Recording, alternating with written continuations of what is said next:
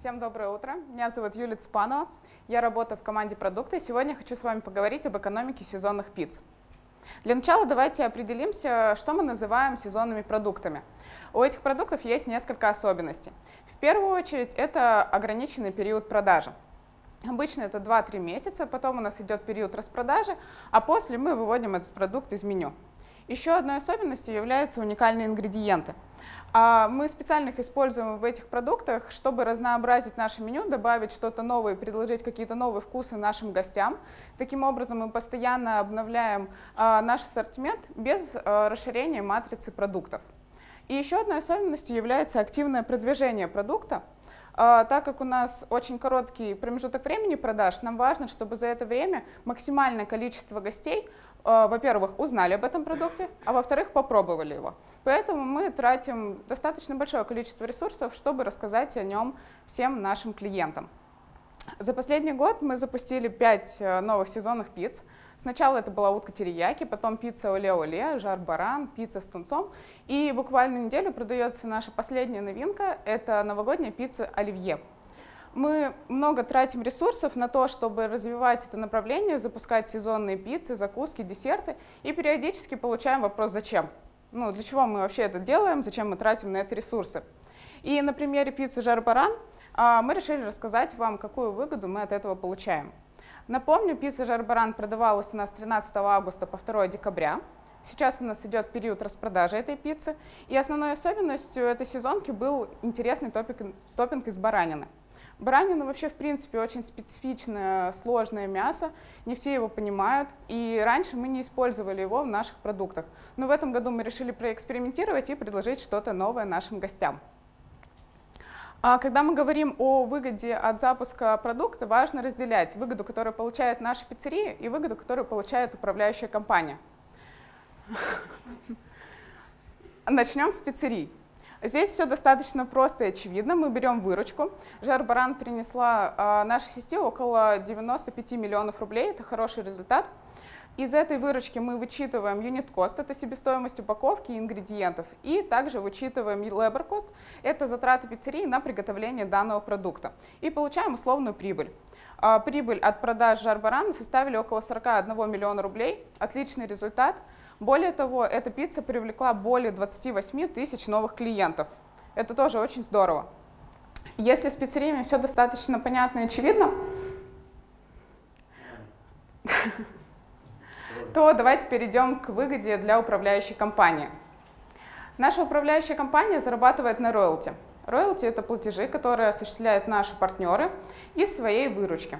Соответственно, мы можем взять выручку от продаж конкретного продукта, вычесть затраты всех команд, которые участвовали в запуске, и получить прибыль управляющей компании. В запуске продукта участвует сразу несколько команд.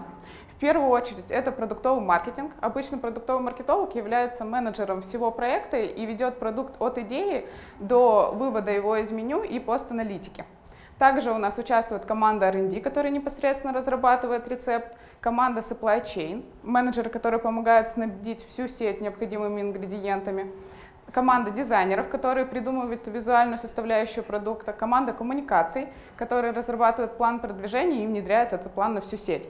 А также Dodo Controlling, менеджеры Dodo Controlling помогают нам проконтролировать качество запуска, а также качество продукта до и после запуска на всю сеть. Мы посчитали расходы каждой из команд, которые участвовали в запуске жар-барана, и получили прибыль управляющей компании.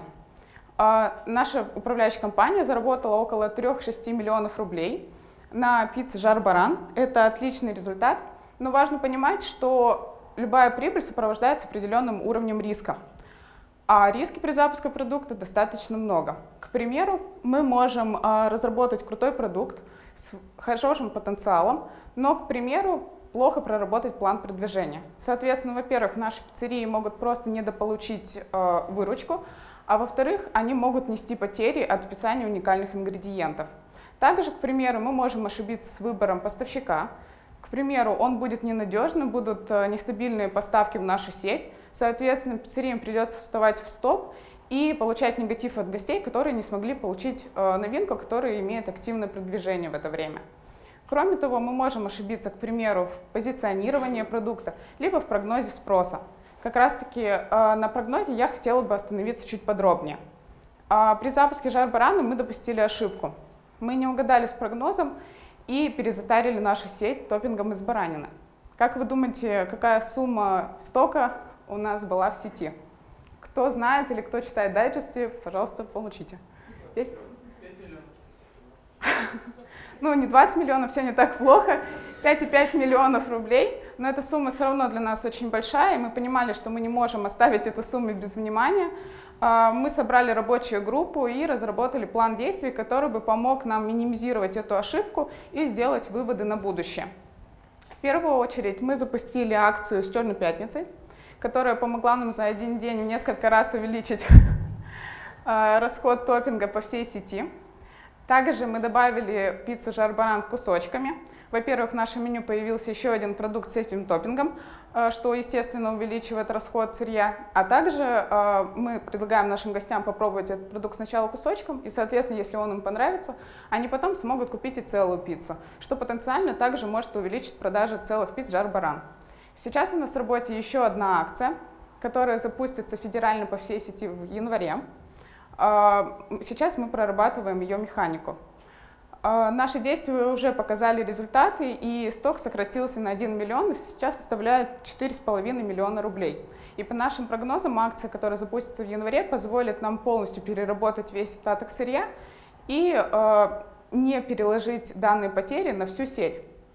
Мы понимаем, что эта ошибка серьезная для нас, мы не хотим ошибаться так прежде. И, соответственно, также переработали процесс запуска и процесс прогнозирования.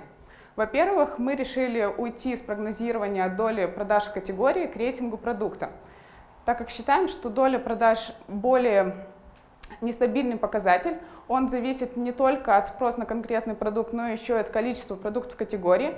А параллельно запуску сезонных пицц мы еще улучшаем основное меню, добавляем что-то, убираем что-то, либо корректируем рецепт.